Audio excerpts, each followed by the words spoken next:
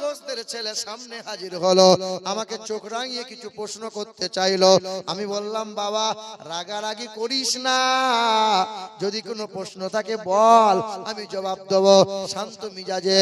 হ্যাঁ, ওরা বলল হুজুর আপনাকে কাল থাকা লাগবে, আমাদের অনেক প্রশ্ন আছে আপনার কাছে জানতে চাইবো। কোনো অসুবিধা নাই। ঘোষরা বড় মুসলমান বিদ্বেষী হয়। প্রথম বছর বয়ান করলাম, তেমন এত বুঝতে পারলাম না। দ্বিতীয় বছরে বয়ান করতে গেলাম, তবে হ্যাঁ ওয়াজ হয়ে গেল। 5 জন ঘোষদের ছেলে সামনে হাজির হলো, আমাকে চোখ রাঙিয়ে কিছু প্রশ্ন করতে চাইলো। আমি বললাম বাবা রাগারাগি করিস না, যদি কোনো প্রশ্ন থাকে বল, আমি জবাব দেব শান্ত মিজাজে।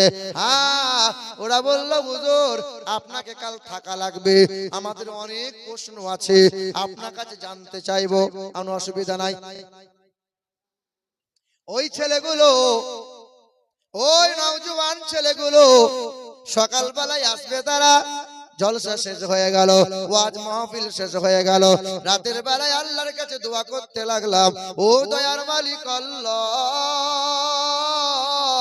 কারণ দোয়া এমন একটা বস্তু, দোয়া এমন একটা ইবাদত, এই দোয়া মানুষের ভাগ্য পরিবর্তন করে, এই দোয়া রোগ ব্যাধি বালা মুসিবতকে দূর করে, এই দোয়া আল্লাহর কাছে চাও, দোয়ার মতো বড় হাতিয়ার আর কিছু নাই।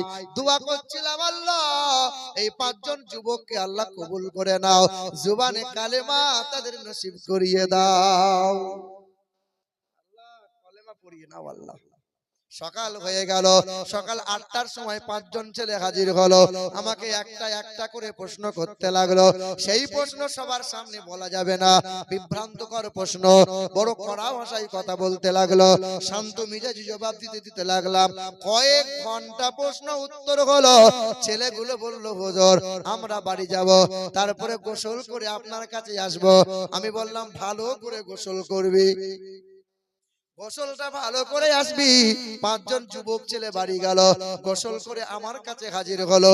ওই ছেলে 5 জনা কালেমা লা ইলাহা ইল্লাল্লাহু মুহাম্মাদুর রাসূলুল্লাহ কালেমা পড়ে মুসলমান হয়ে গেল।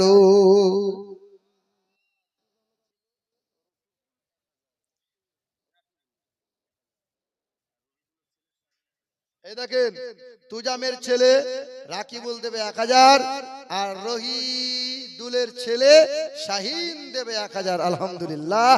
তবে 2 জন হয়েছে 1000 আর 3 জন হয়েছে, এই 2 জন হয়েছে 2000, 3